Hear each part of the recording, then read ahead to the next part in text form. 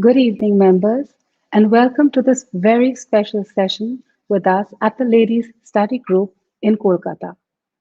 Today, we have an eclectic group of young people, young women and young men who have chosen not to follow the conventional path for their career choices.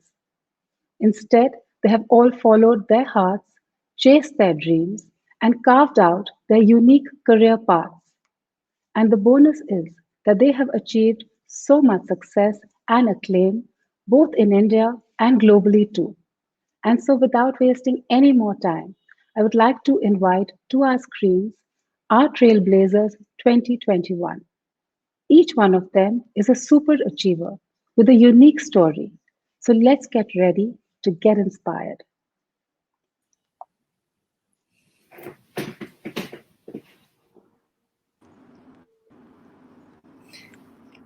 Hi, everyone. Hi.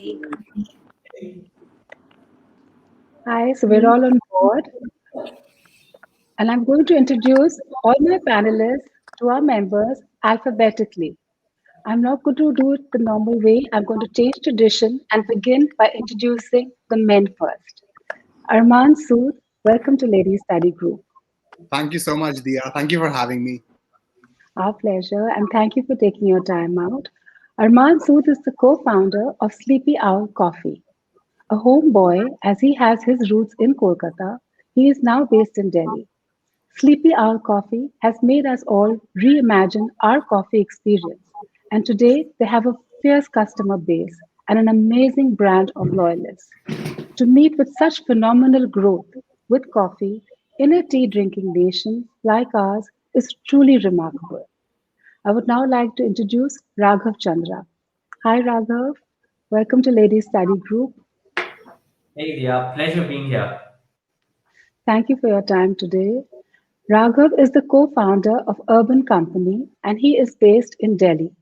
He has transformed the urban lifestyle services arena with his startup, which he set up in 2014.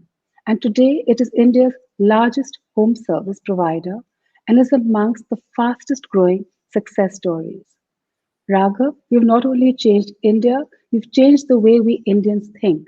And now we all know we can book something online and we will have super efficient and well trained people who are going to come on time and help us out. And congratulations to both Arman and Raghav. Both these young men are on the Forbes 30 under 30 listing. That's really special. We also have the privilege of having three empowered and super successful women with us today. Masumeh Makhija is joining us from the interiors of Jharkhand. Hi, Masumeh.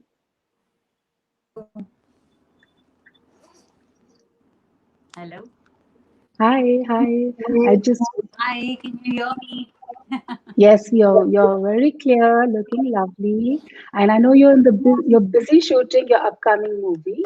And I want to add that Masume is a critically acclaimed actress and is on a fascinating journey, which includes several movies, television, and an ongoing Disney Hotstar show with 6.4 million views and counting. She lives a holistic life, is very passionate about food, grows her own fruits and vegetables, and also runs her own content creation company called the Creative Tribe. Nikita, welcome to Ladies Study Group. Hi, it's very nice to be here. Thank you for your time. And I know it's relatively early because you're joining us from London today. And I want to add that Nikita is a British Indian writer. She is UK's most followed poet today with a huge online following.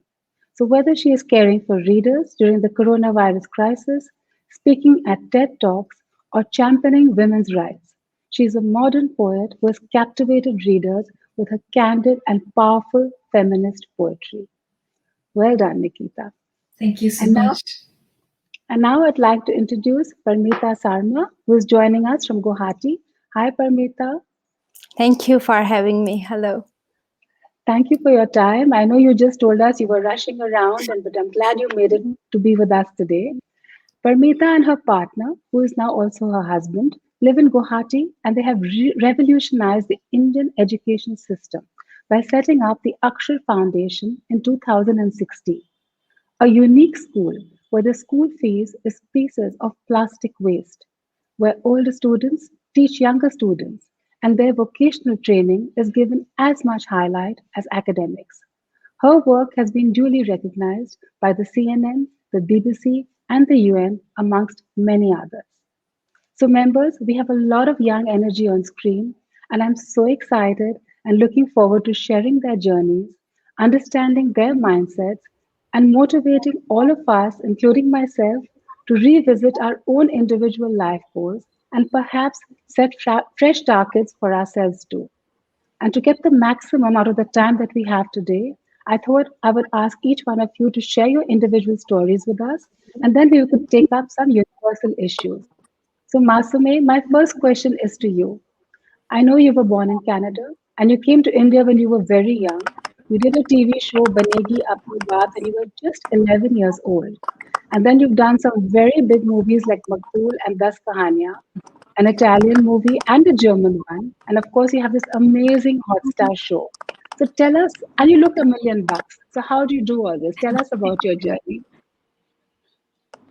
Well, it's been a very interesting journey. I I'm think for sure. me, it's always been, I think, as an actor, you have to be a well rounded person. So I think it came into being a writer, an editor, a director, producer. Essentially, I've done every part of filmmaking you can. And so that's when I started the company Creative Drive. But coming to here has been the interesting journey because early on in my career itself, I got to work with some very, very talented people. And I think that makes a big difference in the way you look at life and the influences that you have in your life. That's so about the acting career. From then, like I said, it's important to be a holistic person. So unless you look at yourself from all sides of and walks of life, so whether it's food, it's fitness, it's education, it's literally being there for others more than being there for yourself.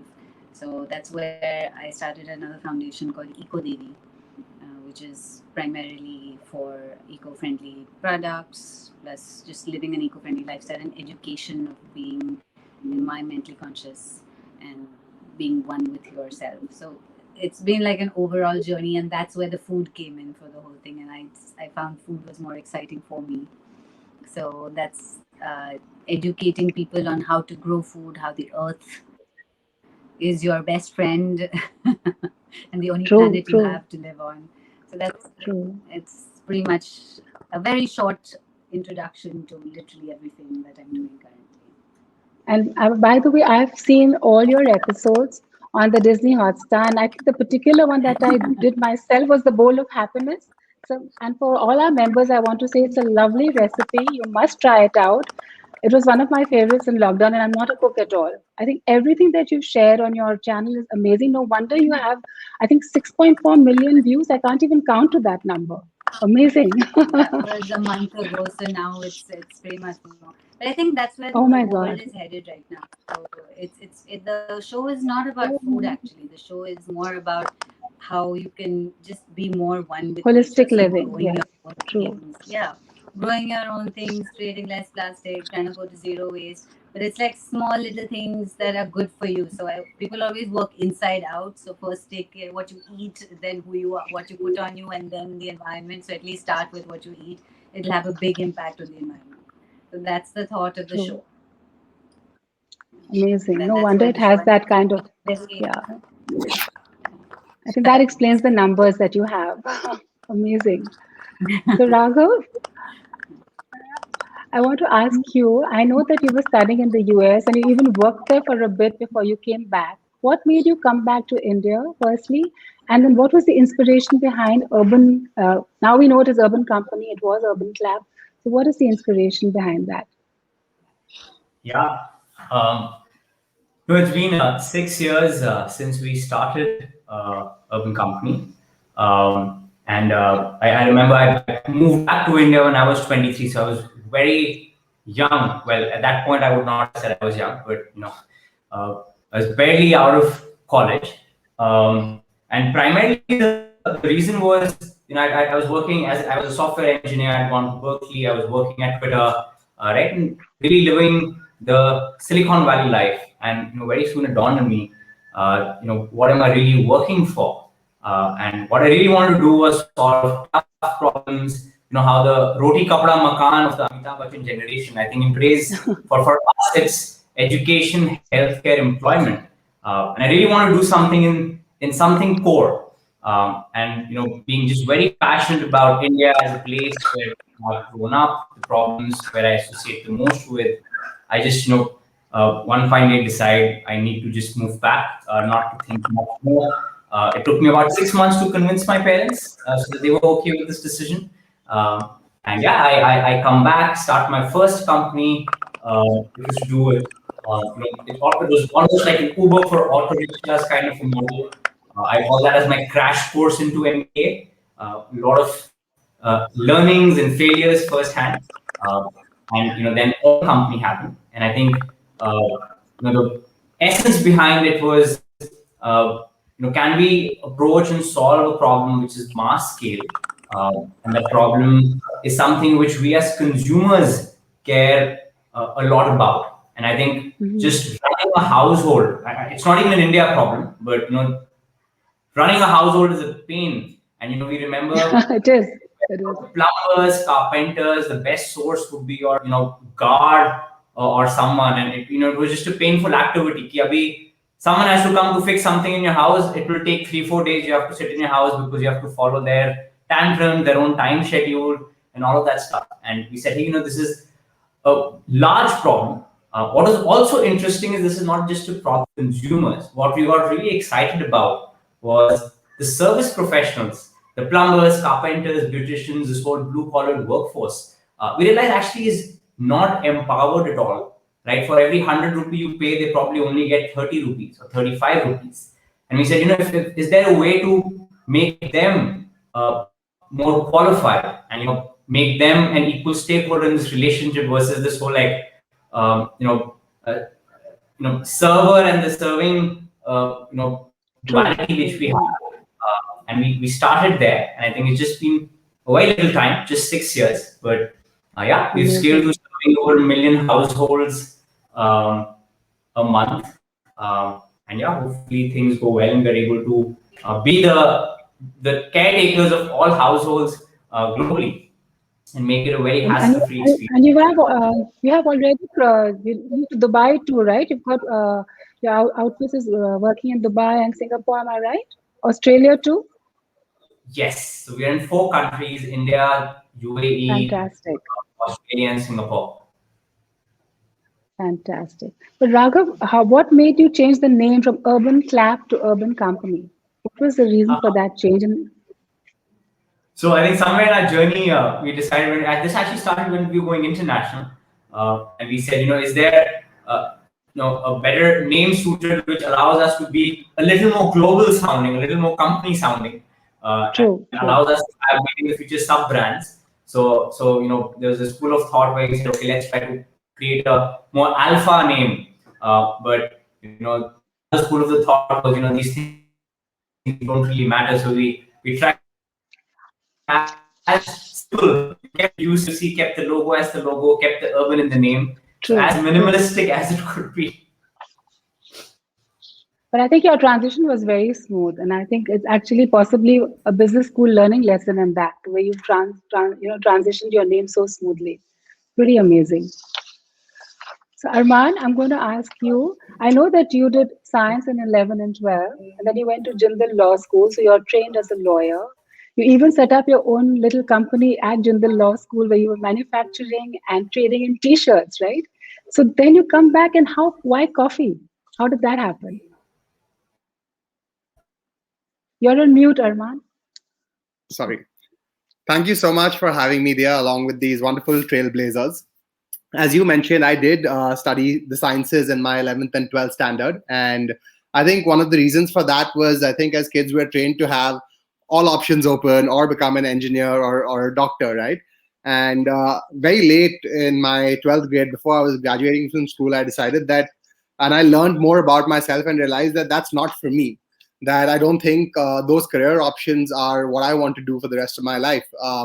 Because I was an avid debater and I enjoyed speaking and arguing, I guess my dad suggested that maybe the legal field is something that I would enjoy.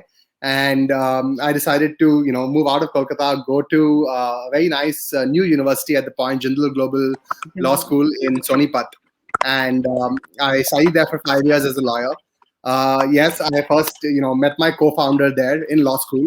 And for the first 2 years, I was very serious about, becoming a lawyer, and I was very serious about my studies and subjects. But we started a t-shirt business, and then we started a business that was retailing bar and party accessories.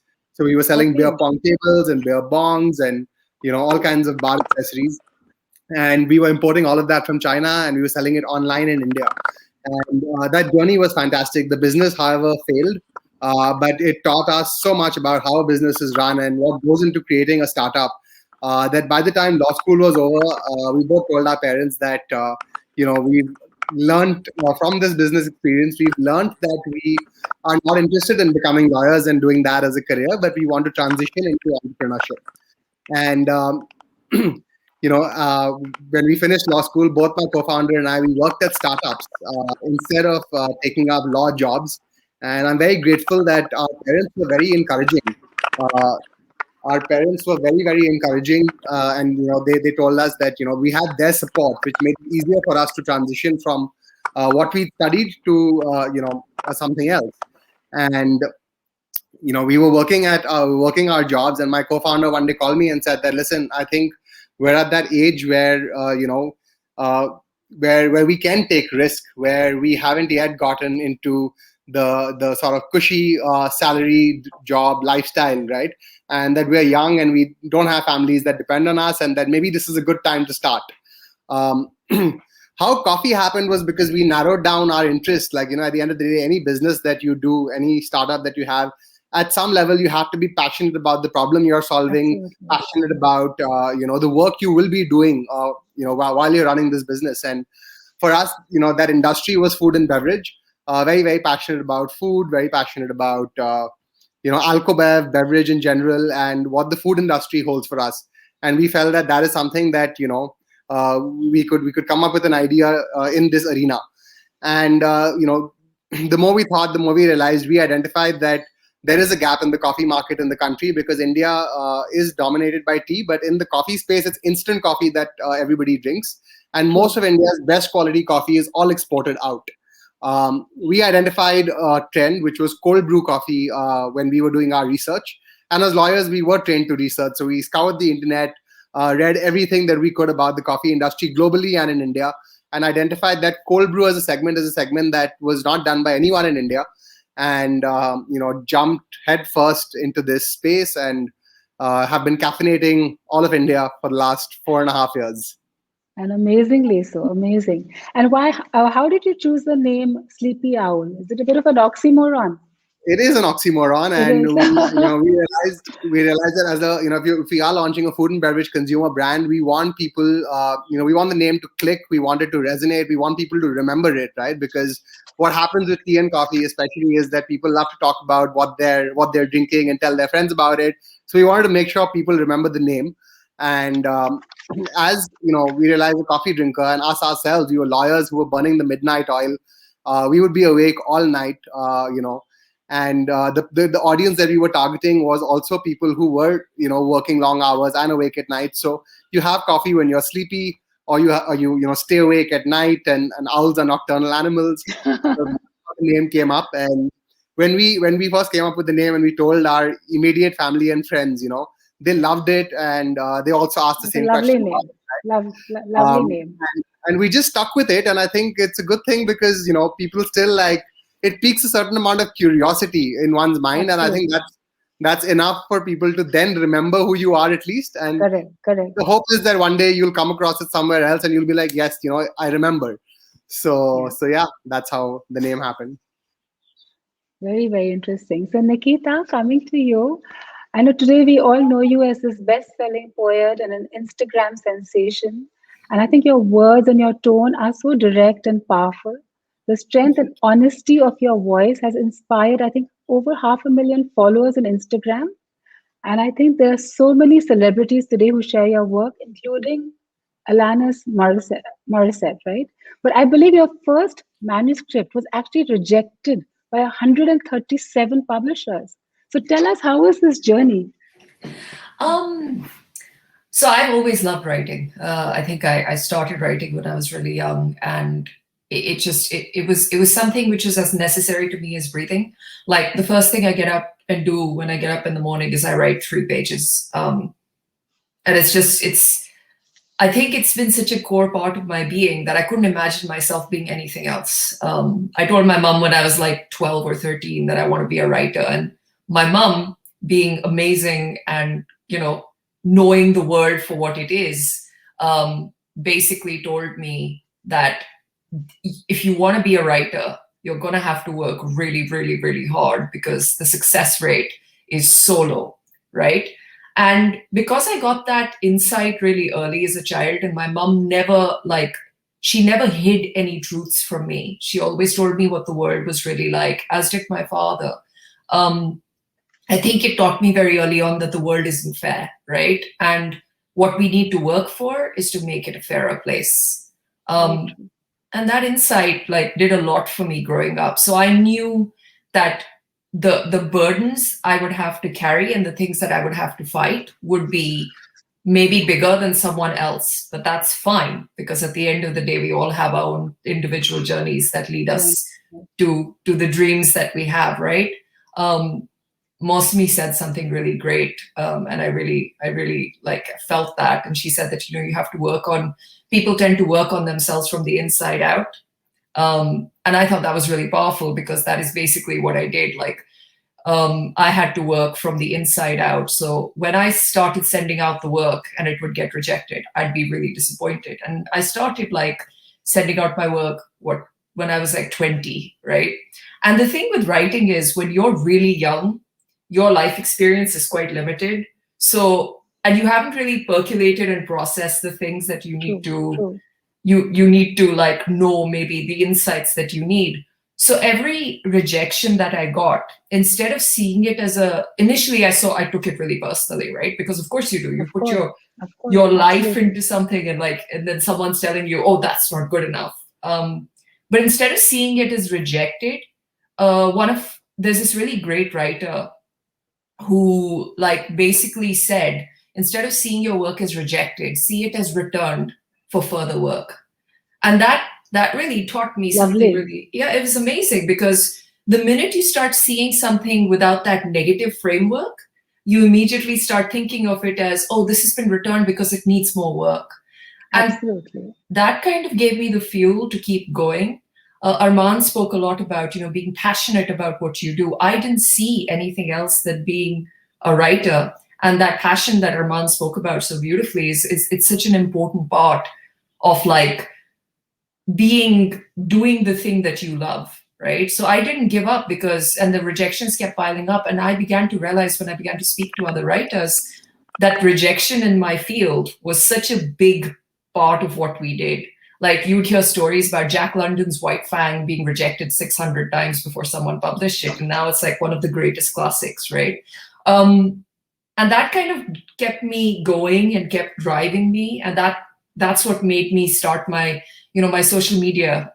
It's funny, because the reason I really started my social media pages was because I had a really old laptop. I had all of this work on it, right? Half-finished novels and everything. And it kept dying. It kept dying, and all of the work kept disappearing, which would break my heart. It was awful. Yeah. It was awful. So I was okay, what I'm going to do is I'm going to find a little space on the internet, and I'm just going to start uploading my work over there, because at least it won't disappear, right? At least it'll be on the internet somewhere. Correct. And initially I didn't realize that people were even reading it, because you get on Tumblr, you get notes. So, someone's liked it, someone's reblogged it, kind of like Twitter retweets. And I would get 1 or 2 notes, and I was hey, that's cool. Someone's reading my work. That's nice. And then one day I logged on, and there was a poem called Almost, which I had written, and it had gone viral. And I think it was because one of the band members of Fall Out Boy had actually shared it, and then a whole bunch of other people had picked up on it, and it had like 100,000 shares, and then it kept Oof. growing. Yeah, it grew to like 1 Unbelievable. million or something. It was And crazy. Nikita, if I can interrupt at this point, I want to add to what you're saying. And I know that the Khloe Kardashian, of the famous Kardashian sisters who we all know about, actually used one of your poems and took credit for it. And there was a lot of internet storming on that. So tell us about that too, since you are talking about the internet now. Oh God, the Kardashians. Oh no. Okay, so I'll preface this by saying I think out of all of them, Khloe is someone who does learn from her mistakes, because she shared my work later on and she's made sure that it's credited. So I want to preface it by Thank saying God. that, because I think it's really Good. important, like when someone changes, you should honor that. I think like what basically happened was, and it's a lesson in when you have a large platform, because at the time I had a really small platform, not a lot of people knew. And this was the same poem that went viral. She basically took it, and without the credit or anything, she just shared it on her page. And then of course, all of the American gossip magazines picked it up. And when Khloe Kardashian wrote this poem about like her boyfriend or her husband who's like cheated on her, and like it turned into this big like soap opera thing. And I was just like, well, she didn't write this poem. I wrote this poem. And then we wrote to her. We basically like a few of my friends and like, you know, some of the people who were reading my work were basically like, Khloe, you know, maybe you should give credit. Like you have a large platform, take some responsibility. She never responded. A few years later, she shared my work again, and you know, she's made sure she credits it. But it was an experience that really taught me something. It was just Of course, yes. As an artist, your work can just be taken and just like, there you go. And Margaret Atwood said something really interesting. She basically said that when you create a piece of work and you give it to the world, your ownership of the work is limited to what you did in private. After that, you've given it to the world, and what they do with it is their interpretation of it. You can't control that. So yeah, that taught me a lot. That's a really interesting story. So Parmita, can you unmute yourself? Yeah. Yes, hi, Jaiswal. Yeah. Hi. So we want to know a little more about you. I know that children of all ages have to pay their school fees in the form of plastic instead of actual money. So your school has created a real paradigm shift. It's such an innovative concept, this new way of thinking that you've started, which has globally been acknowledged everywhere and so well appreciated. How did it happen? And this is all in Guwahati for our viewers who are not aware of where Parmita School is at the moment. So do tell us about this journey. Yes. Well, we started in 2016, and our idea was to provide quality education to the poor children. But once we started working, we realized that there were a lot of kids who were skipping school to go outside to work as child laborers. So we realized that this is one issue that we have to address immediately so that we can keep the kids in school. And then we were trying to figure out how do we keep the kids in school. So at first we thought that maybe we can give them some money at school, like just to have their tiffin or something, because we had no funding when we started. And then we realized that this will lead them to be dependent on us. So we did not want to continue like that. So then we came up with an idea that if we get the students, the older students, to teach younger students, then we can pay the older students a little amount of money and make sure that the younger student receives one-on-one attention. So that worked both ways. We had, so in our school, we don't group the kids by their age. We group them by the skills. So if you have a 13-year-old child coming in, we put the kid in level 1, depending on how much the kid knows. And then they gradually move through the level. And they quickly internalize that the more they learn, the more they will earn. So if they quickly move from level 1 to level 2, and then they can start helping babies do tracing, they can earn more money. So that really incentivized child laborers to come to school, because they enjoyed school, they liked the schoolwork, and they were getting some amount of money so that they could stay in school. So this is how we started. And what happens in middle class families is that you have parents who care about your education. They check your homework, they see what you are doing, they're updated on your schoolwork. And that really motivates children to do that. But what about poor families? The parents have no education, they don't care, they would rather put them to work. So how do we provide a kind of environment where we could provide the same quality education to poor children and at a cheap cost, because we can't afford to spend like private schools where we put in a lot of money. So this is how this whole system of having student teachers helped both the students and the teachers, because the student teachers gain a lot in confidence. They were like, okay, I'm a teacher now, so I have more responsibility. And if I learn more, I will earn more. So I want to quickly move through the curriculum so that I can earn higher wages. And the younger student gets one-on-one attention every day. There is an adult teacher sitting with you, student teacher sitting with you, going to the worksheets. So they also learned very quickly. So we saw like great results in the school. The next challenge was that how can we pay more to the students? Because since we started having more kids, we had kids coming like 15-year-old, 16-year-old, and we couldn't just pay them a nominal amount. So then we decided to introduce vocational training, because we realized that we have a lot of kids who are not very academically inclined, but they're very skilled with their hands. True. So why should we just limit education to just academics? We should also include vocational training. And then when the students are learning the vocational training, they get paid.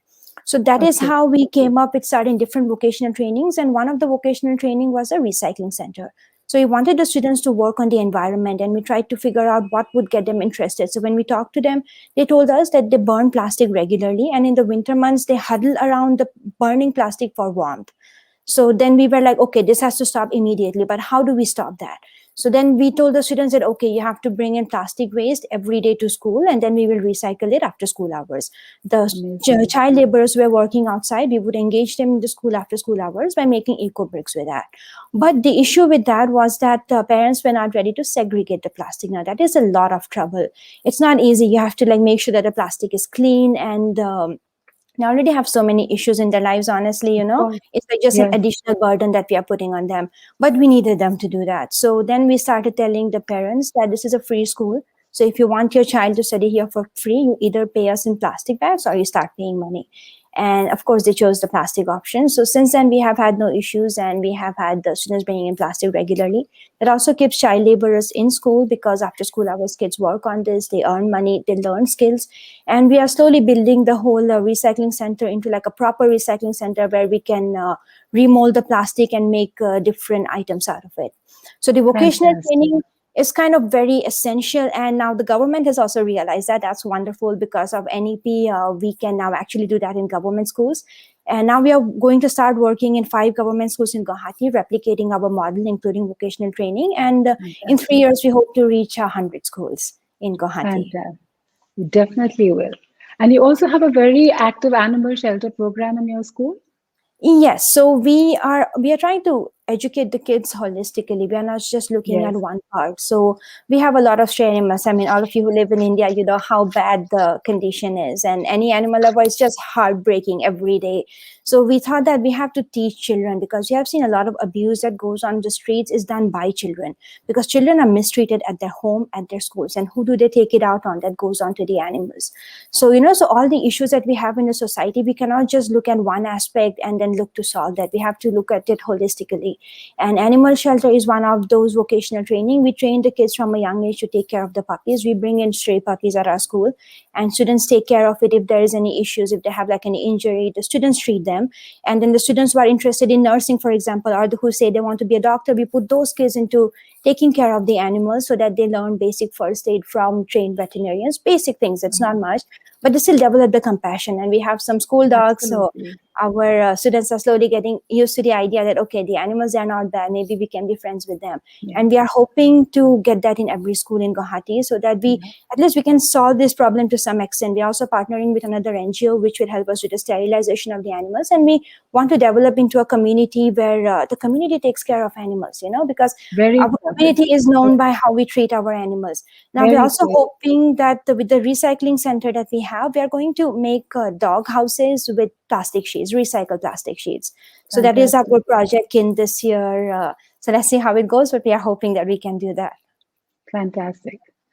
So I'm going to ask you all a question now. When you have something really good, like a really good recipe, there's a special ingredient, like a really secret ingredient used by the chef, which is what makes it so special. So I want to ask all of you, individually, I want to hear, what is your USP that you think has brought you to where you are today? What is that USP that you have? So let me start with Masumeh. What is that one quality you feel that has brought you to, which we can learn from? First of all, I want to apologize. My network here is That's so fine. bad That's that it just fine. keeps I know dropping. it's fine. It's fine. We are all used to it in this in 2021 and the situation that we live in with the internet. So it's fine. Don't worry about that at all. I'm like 7 hours away from Ranchi, in the hinterlands of the hinterlands. So the only reason I this works is know. because I have a little dongle. Dongle. Correct. Correct. I know. I know. So yes, what would be this? I think honesty for me is Oh, we've lost her. Okay. So maybe Nikita, you want to go? Why she'll come back, I'm sure. But till she joins us back, Nikita, what is your USP you feel? Perseverance. I think I'm very, very tenacious. So, and I think you have to be doing the job that I do, because the publishing industry is really hard, and I do live in quite a racist country. So it is Yes. perseverance. So it is. Yes. Very well said. So Masumeh, you want to start? We can start again with you. Nikita just told us yes, that her sure. USP is perseverance. So I thought I'll share that with you. And now we can. We'd love to know about you now. I agree with her. If you want to achieve anything, you have to persevere. You Perseverance. have to go at it. You Absolutely. have to that I would add, I mean, in a layer, I would add things, I think. So all of them together is what makes all of us, I guess, in a way. Absolutely. Yes. Yeah. I would say an honesty towards yourself to know who you really are and what you really want to do. So because I think universally with all the stuff that any one of us, after hearing all that I've heard, is it's just self belief that has made something that who we are or what we are doing or what we want to do even now and in the future. So for me, honesty to myself is what I would call my special ingredient. Very true. Like Very true. I Raghav, would you like to go next?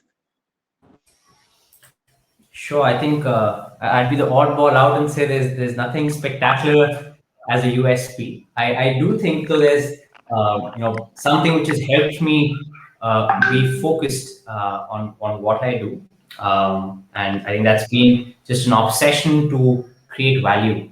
That's it. There And you go. That's the answer.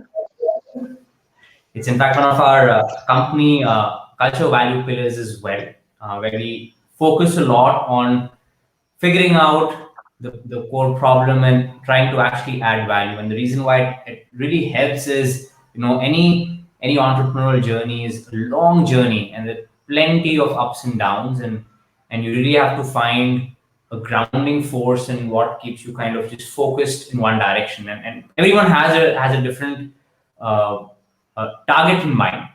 For me, it's always been this pure play obsession and passion to create value for consumers, partners. Yeah. Arman, would you like to go next? You're on mute. Yeah, sure. Thank you, Diya. So I don't think I'm going to answer this in terms of my entrepreneurial journey or my company or my startup, etc. But I think a value or one USP that has kept me going is, I guess, compassion and empathy. I Very well think towards the people who work with us, the people who we cater to, our customers, everyone else in life, whoever you come across. I think something that I try to keep up is my empathy and my compassion towards everyone around me. Sometimes, maybe too much. I can be too compassionate or too empathetic towards everyone, and that could backfire as well. But I think it's better more than less. Absolutely. So well said, Arman. Parmita, what would you say is that one point? You're on mute, Parmita. Um, I'm so sorry. I have to that's agree fine. with Arman. Like, I feel exactly the same way. Like, there was nothing else for me to do, honestly. Like, since I was young, like, the second you set up out of your house, it's just misery, honestly. You see the stray animals, you see the children. Like, it's like, how are we doing nothing about it? And how do people go about their lives without that affecting them? We are taught from a young age that, ignore the surrounding because it doesn't matter. You are happy, your family is doing okay. It's not your problem to help a person on the street. So, that was something that I could never accept since I was young because it didn't feel right. Like it didn't feel right to just ignore the people on the streets or animals. So So honestly, there was nothing else for me to do. Like that was one thing that I was really passionate about, and I really felt it. So that's why like education seemed like the best way to go forward, especially educating the poor people. Very true. Very well said. So, I think whenever we have sessions like this, the key is the takeaway for the people who are watching us. And so I'm going to ask you another question, which is similar. I personally am a life coach in my personal space, and I never use the word failure because I always believe that you have to look at every instance in life that it doesn't go your way as a feedback. So, I look at life as Google Maps and you're heading to a destination and you get a roadblock, you just realign your passage and you keep at it. And you look at the learnings and change what you want to do. So, I want to ask each one of you, can you share one example where you have reached a roadblock on your journey and what you've learned and how you reinvented it to move ahead? I'm not using the word failure, it's just about a feedback which made you change your path or improve your path. So, Nikita, would you like to start on this? I don't know why I always get like freaked out when you call on me. I get so enthralled. Like there's such amazing people in this event, and like I keep forgetting I'm not an audience member. I'm actually part of it. So, first of all, I just want to say, Parmita, I think the work you're doing is so important and so amazing. It's something which I learned when I was quite young. About unresolved trauma and how deeply it affects our journeys in life, right? Unresolved trauma, when you carry it with you, and it's this pain that you're carrying with you, and it's not through any fault of your own. You haven't come to the point where you can actually change the way that you are processing it, or you have just gotten to that point where you have processed it. But that will create roadblocks for you, right? Somewhere along my journey, I learned that letting go was giving up, and giving up was weakness. And that kind of put me in positions where I would have a lot of toxic friendships or toxic relationships, which I wouldn't let go of, even if they were bad for me. And that caused a lot of roadblocks in my life. I would end up putting myself second. I would end up getting ill because I invest so much into my relationships, and it would affect the work. So until I processed that unresolved trauma, those roadblocks kept coming up, and they will keep coming up as I go through various processing things. But yes. Yeah, so multiple instances where those roadblocks have happened, and multiple times I've realized that it's not about the other person, or it's about me and the thing which I haven't processed yet. Yeah. That's a great learning, honestly, Nikita. Raghav, what about you? Would you like to share this experience of yours? I think having problems in life is a very natural process, and failures, experiences, whatever people might choose to call. I think happiness comes when something is broken and you go through this pursuit of solving it. And I think it's a very natural process, and I think everyone faces this on a daily basis. I think, as an example, last year is perhaps a big example for a lot of us, audience panel, on a tough journey, with businesses, personal lives, kind of swinging through, priorities kind of going up and down. For us, we kind of, as a business, we kind of hit rock bottom. Personally, we went from home, working in offices, to completely working at home, and some very structural things had to change. Our priorities changed from growing the company to the welfare of our employees and our partners. We went into this mode of raising funds for partners. We went into educating ourselves, and all's recovered well. But it was an amazing learning journey. Now that we're kind of pulled through it, I think it taught us a couple of things. It taught us that staying core to just what problems you're facing. It's okay to change things, right? As long as a team we're able to figure out what is important.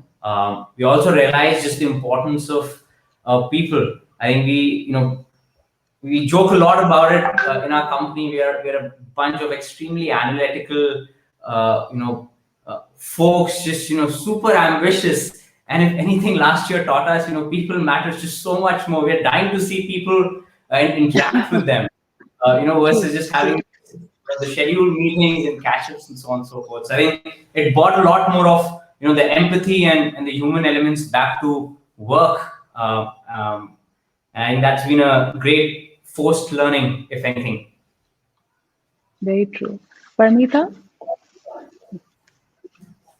Unmute myself first. Okay. Yeah.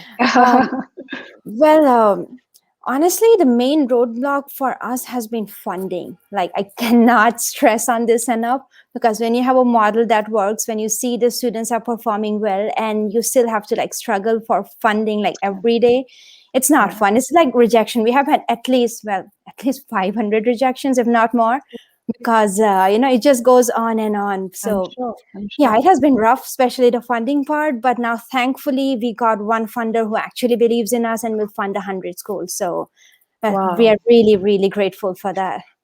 Congratulations. That's really Thank you. fabulous. Is Masumeh here? I think, yeah. Masumeh? Masumeh, would you like to tell us about an experience from which you've learned something? Masumeh, I think there's a network issue again. Well, Yeah. Hi. You're on mute, Masumeh. You're on mute. Yeah.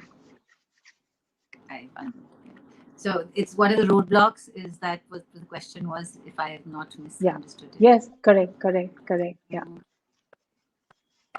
Well, I think roadblocks completely. It depends on what career you choose, and I have had multiple of them. I've been an actor. I've been a producer. I've been an entrepreneur in different aspects of my life.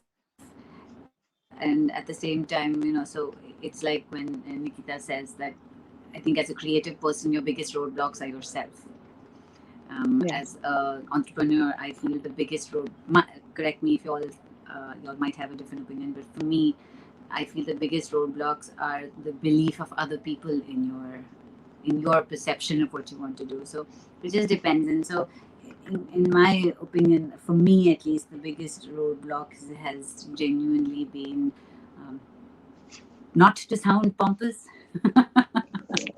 but I feel like you have an idea and you think it's right for now, but people only realize that it's right like 5 years down the line when somebody else has proven the idea. So it's kind of having an idea too soon and not having enough people believe in them has been my roadblock for the longest time ever. That's actually very profound. Very true. Yeah. True. I can understand that completely. No, it's especially as a woman, I think. Right. It will achieve, or you will get there. But somehow that belief that you have is the only thing that drives a human being anyway. This is what I want. So it's really appreciative when other people also can at the same time. While we are speaking, we have so many comments. Everybody is talking about my trailblazers and how amazing all of you are. I want to know, what is the role of your parents and your family in bringing you to the places that you are today? So Arman, can we start with you? Yeah, I'll answer the previous question first. I think I was. Oh, sorry. Oh, I'm sorry. Sorry.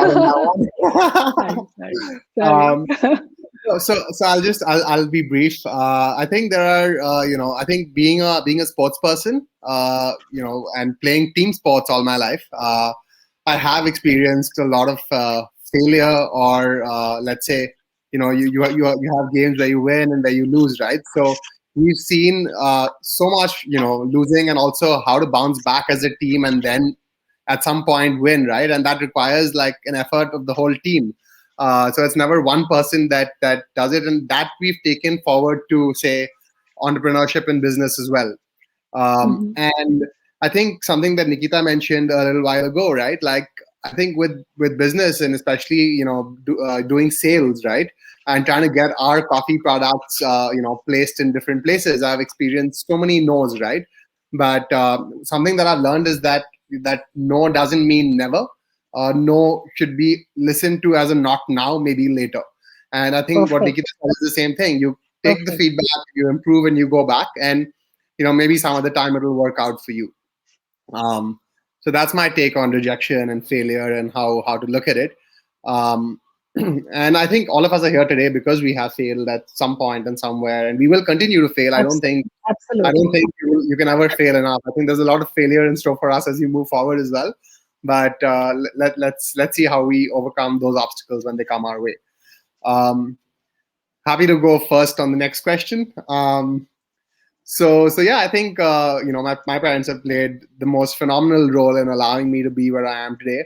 I think it would be uh, you know can't give them more credit. It's been phenomenal because I think when I think I made them pay so much money for my IIT JEE and my medical coaching when I was in the 11th and 12th grade, and then when the time came to take the examinations, I remember they were scheduled on 3 Sundays in a row, right? Like you had your national entrance exams, and every Sunday that came, I woke up in the morning and said, I'm not going to go take the exam because I don't think even if I do well, I don't think I want to do this. And they said, okay, like and they saw me preparing hard for the law entrance exams, like 18 hours a day trying to get into the top law schools in the country, and they knew that, like, they trusted me.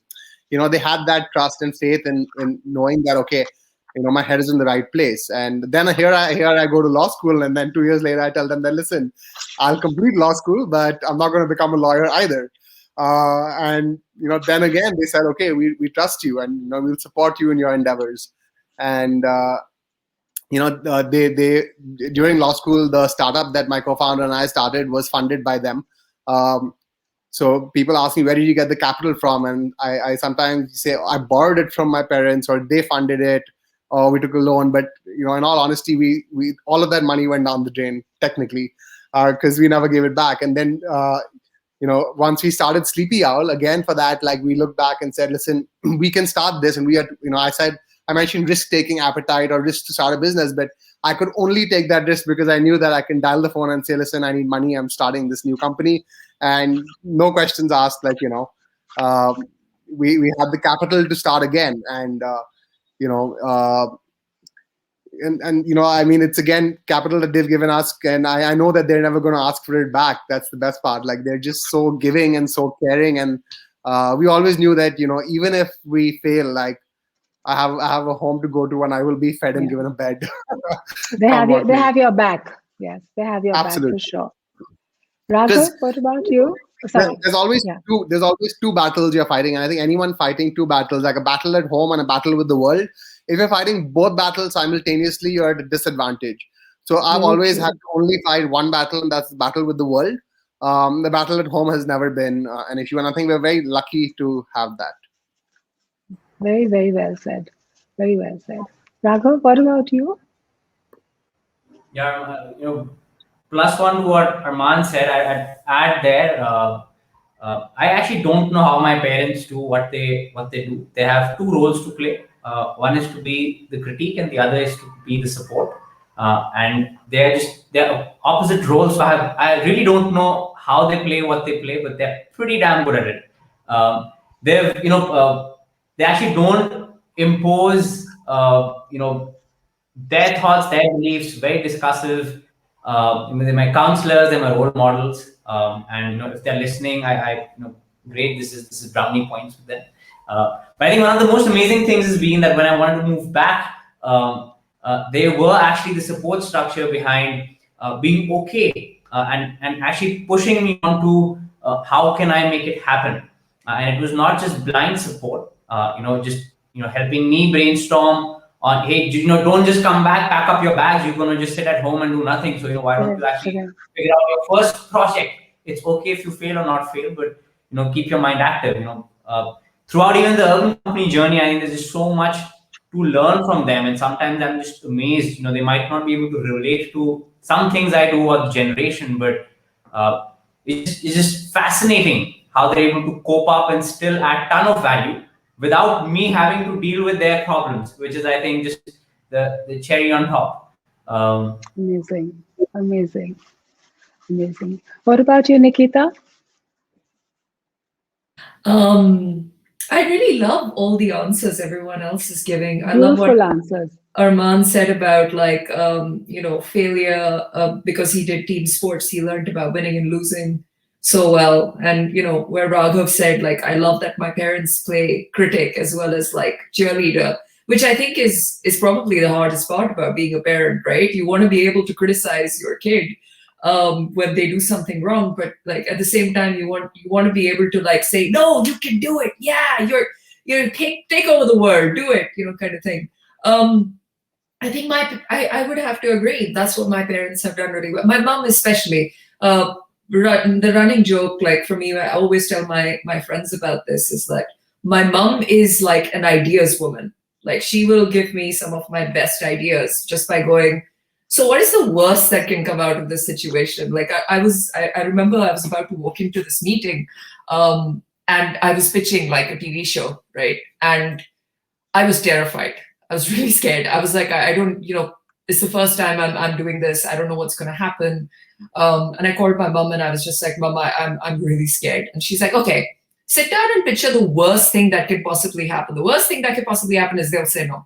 And I was like, and she's like, and then what will happen? You'll come out and you'll just go and you'll post something on Instagram or you'll do something else and you keep carrying on working. It's not the worst thing in the world, right? And that conversation that my mom has with me all the time, it is a lifeline for me. Especially living so far away from her, it's a lifeline for me, for her to constantly say, it doesn't matter. Like, go ahead, go for the meeting. If they say no, it's fine.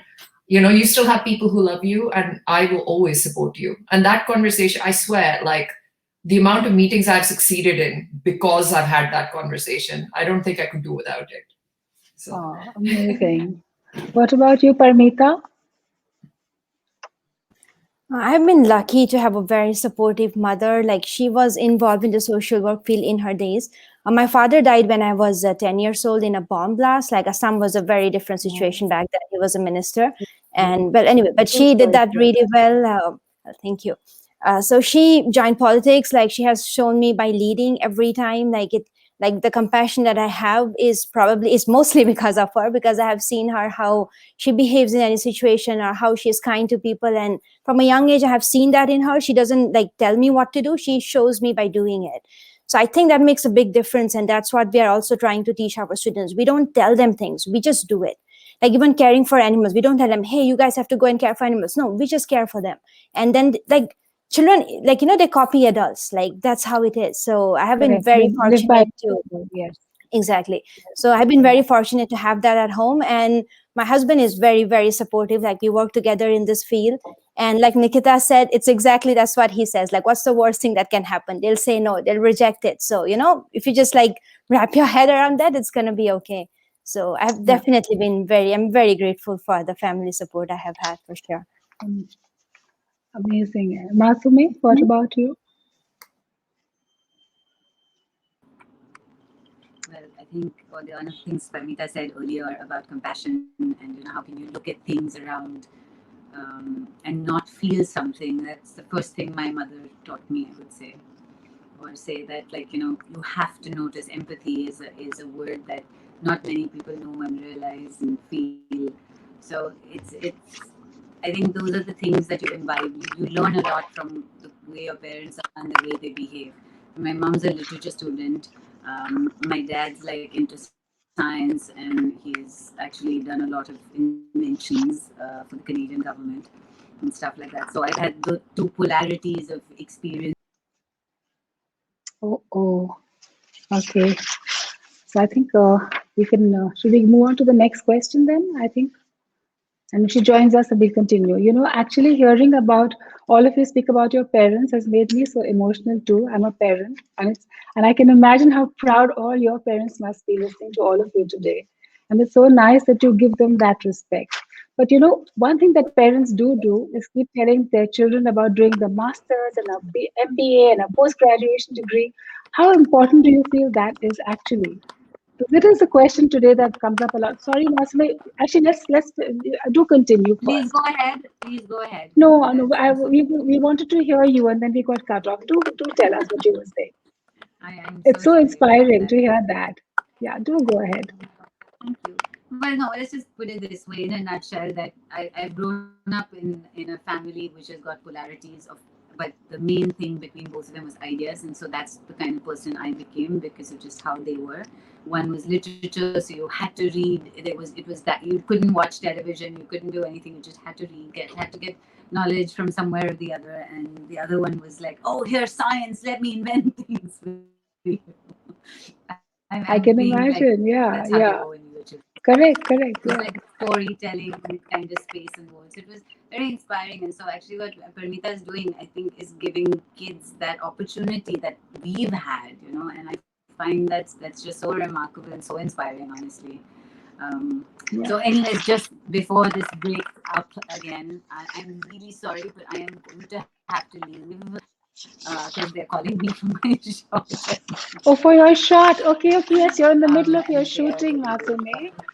Okay. Thank you so much for being with us, and we are going to carry yeah, I'm on. so sorry. And thank you for Thank you doing this. guys. It's very special. Thank you so I much. would Thank love to. you. Thank Okay, so coming back to my question that all parents tend to tell their children about doing a master's or a post graduation, you guys are also super successful trailblazers. So what do you feel? Is it important? Have any of you done it for a start? No? And look at how fantastic your career graphs have been. Raghav, what do you feel? Such a classic question. I here's my advice I take to all parents. It's important to realize that the times change very quickly. A decade ago, when I would have been in school, which is when I would have been doing career hunting, or sorry, college hunting, um, a whole industry did not exist. The whole industry of software engineering was very different because you didn't have mobile.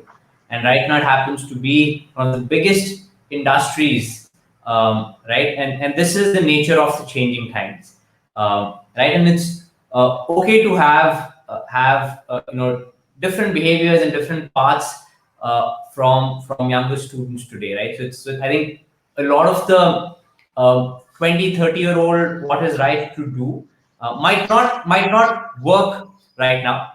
Having said that, people, MBA is an important part. MBA schools have also changed and evolved. I think the only single advice to students, parents is know why you want to do an MBA. If you're someone who's super passionate, and you kind of have an idea of what you want to do,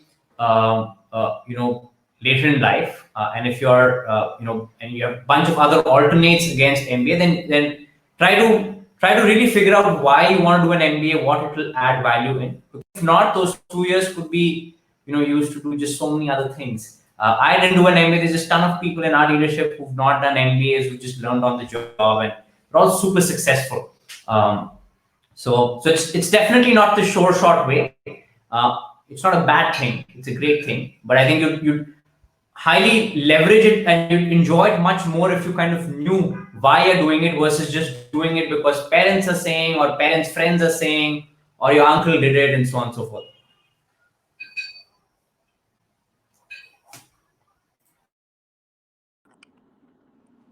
I think you're on Sorry. mute.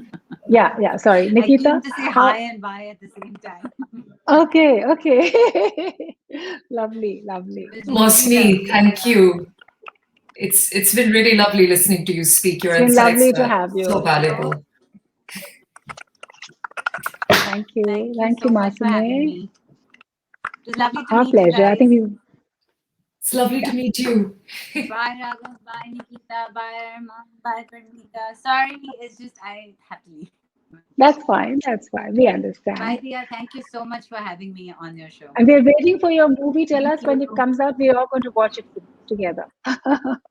All the best, Masumeh. So, Well, this Nikita, one that we're tell us. shooting is called Bhagwan Bharose, and it should come out Okay. sometime next year. Okay, lovely. Lovely. We're all waiting. We have lots more people now waiting to watch it. All the best. Hopefully. Cross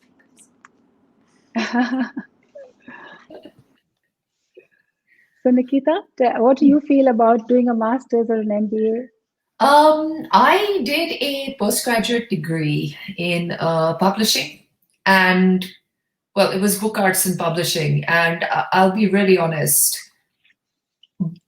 I know that like I got some work ethic from because I was in NIFT New Delhi, and then I shifted to the UK, and I did my postgraduate here. And I'll be really honest, and I'll just say that I feel like I didn't really employ a lot of what I learned in what I do, because everything which I do, I feel like I'm very self-taught.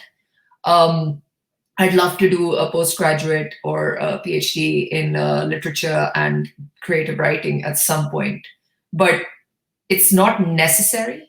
As long as you, especially in the field that I'm in, like as long as you read, as long as you have an interest in what you're doing, as long as you do if you're interested, do a short course. I've learned a lot from like communicating with other creatives. Like events like this are fantastic, like you talk to wonderful people like, Parmita and the kind of things that she's doing, and, Raghav and Arman and Masumeh.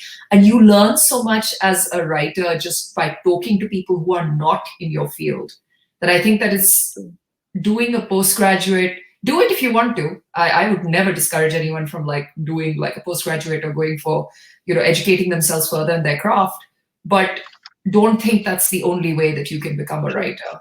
True, true. Very good advice. Parmita, what about you? Do you feel it's necessary? Well, I have done my master's in social work, and I don't think it has helped me at all deal with the practical situation. So, it might not work out for everyone. And in general, we are teaching our students skills as well. We are not focusing on their degrees because, at the end of the day, what matters is what skills you have, and the world is changing. Absolutely. And we have to think about it in terms of what will be in future. And degrees are not important anymore.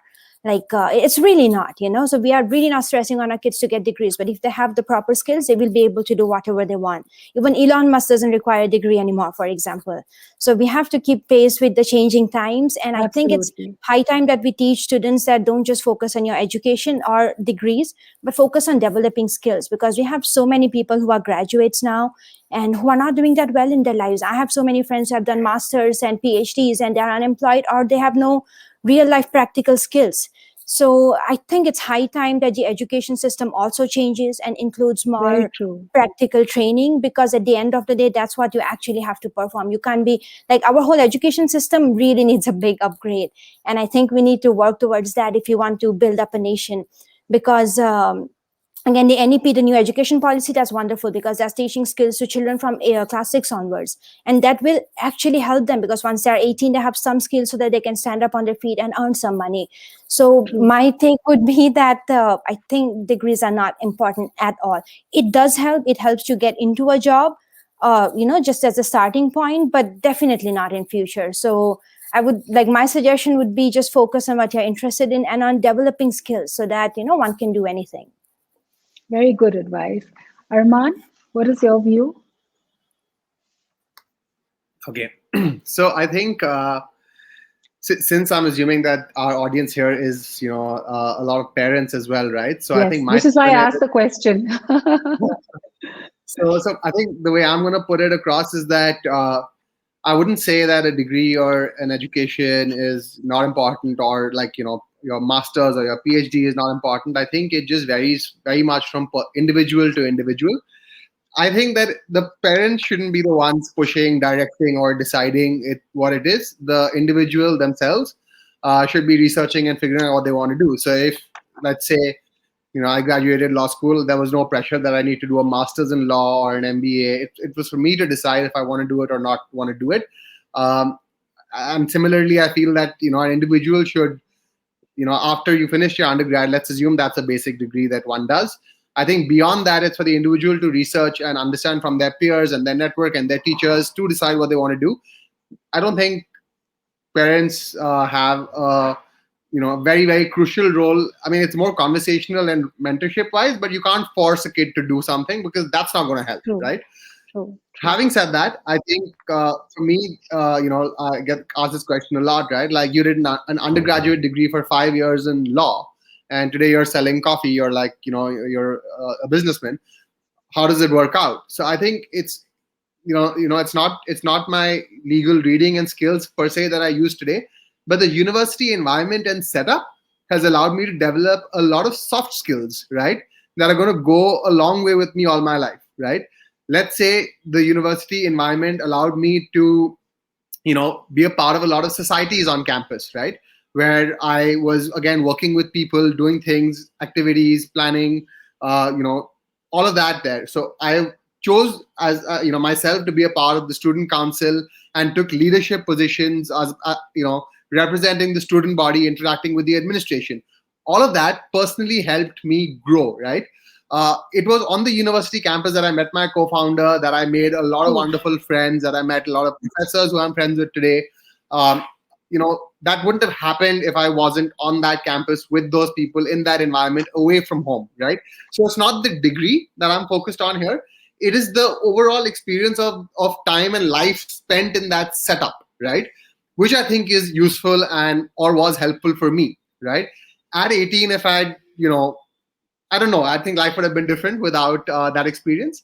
So it is a crucial experience, but it's also what you as an individual make of it. So I would encourage parents to encourage their kids to, utilize their time during their degree very, very effectively. So if you are, studying a particular subject, parents should encourage you to do internships in areas or upskill yourselves, like Parmita said, in areas that are not your core subject, that you're not studying anyway there, right?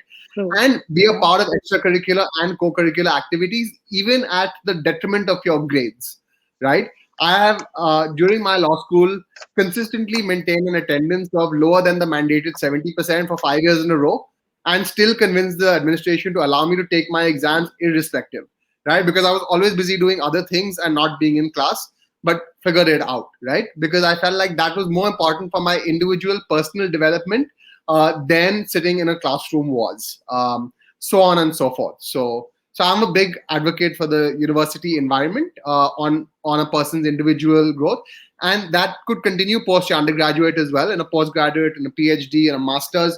You get to really, really open your eyes to the world if you're studying in different countries and places, and to you meet an eclectic bunch of people from all over the world who influence you. So again, it's not the degree, but it's the network that you create and people that you meet that is immense value.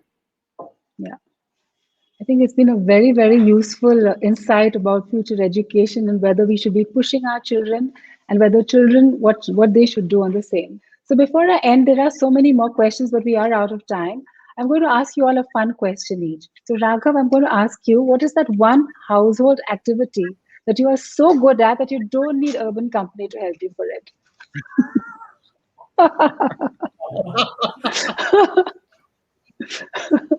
Because Urban Company does everything for us in India, Nikita, just to put it in perspective. Everything and anything you want, it's on Urban Company. So what is that one thing, Raghav, they cannot help you with? So clearly the barbers have not been able to help me much, because I've chosen to really grow my hair. And my funny take to my team is I really want to try the women's haircut service at some point to try that. And I think I'm a horrible cook, but the one thing I'm really good at is actually cleaning. Okay. So I'll often be fairly obsessed about tiny things to clean and stuff. And recently, I think the last year also made me an excellent carpenter, because I've now purchased a set of drills, and now I'm just busy fixing a bunch of things and furnitures in my house. So my urban carpenter guy is definitely not very happy with me. Lovely. So Nikita, coming to you, I mean, I know that, I've said that you're so heavily followed on Instagram and on the UK, and I know that Shankar's new song, you've written the words for that new song, and it's coming out on, I think, Monday, if I'm not mistaken. That's right, yeah. Which is fantastic. And I had to say that to everybody. But I wanted to ask you, who do you stalk the most on Instagram? Who's the person you check out every day? Oh, this is a really hard question, because I don't actually spend a lot of time on social media simply for my mental health. And the reason I don't spend a lot of time on because it's part of my job to be on social media, right? So whenever I'm on there, I think of work, and to be able to disconnect from that the only way to True. do it is to go and read a book for me. And I think if I could tell you like a favorite author whose work I read all the time or something, Yeah, you can. so Selena Gordon, I communicate with her a lot on social media. She is this Okay. amazing, talented Jamaican, British spoken word poet who just is like really changing the scene. So she's written this book called Mrs. Death, Mrs. Death. I've read it like 3 times now. And it's about death being a woman and basically tired of all the Oh, dying. And it's just, it's okay. a brilliant book. I think it's going to win all the prizes this year because it's so well written. So Fantastic. it is someone who I think I admire, and I love their work. And I think, I would spend my whole day like just with them. It would be Selena Gordon. Yeah. So that's the Amazing. person. Yeah. And Nikita, a lot of people on the chat have been saying that they've got your book by their bedside. I'm just reading these comments while we are talking. So I guess you are the same for so many people. Arman, I wanted to ask you, what is your morning routine? Do you begin with a sleepy owl coffee? Interesting. I don't begin with a sleepy owl coffee. I actually, on most days, I try to wake up and rush straight for my CrossFit session. So that's what I do. I head to a nearby CrossFit gym and I get my workout in for the day. And then I come back and yes, I have a sleepy owl coffee. One of the 6 to 8 cups that I consume a day. So that could be an interesting fact. For those freaking out on the number, it's extremely healthy to have that much coffee. So Lovely. And Parmita, your day sounds so full. I want to ask you, how do you relax? How do you unwind? I love reading and Netflix. I guess that's what everyone's doing. And the True, dogs, true. my dogs, And the like they dog. Okay. really relieve my stress for sure. Lovely, lovely. So thank you all so much. It's been just amazing. I know we can just go on and on, but we have run out of time. And I know all of you have different things that you're rushing to after this. So I'm going to ask my vice president to join us on screen. Sumita Di. Yeah. Congratulations on your success, great ideas, and timely execution. Startup organizations, I believe, is one of the greatest forms to make the world a better place. Thanks to each one of you for your worthy contribution. Thank you for sharing your inspiring stories and giving your time. Thanks to our members, online viewers, and the media for support. Now, over to the. Thank you. Thank you all once again. And to all our members of the Ladies Study Group in Kolkata, I'm sure you've enjoyed these unique stories of success. And I hope that our conversations today will encourage you to think out of the box, both for yourself and for those around you. Let's together nurture and encourage new thoughts, new ideas, new concepts, because the world truly is our oyster. Stay safe, stay focused, become trailblazers, and become change makers. And we look forward to seeing you soon at our next webinar. Thank you so much.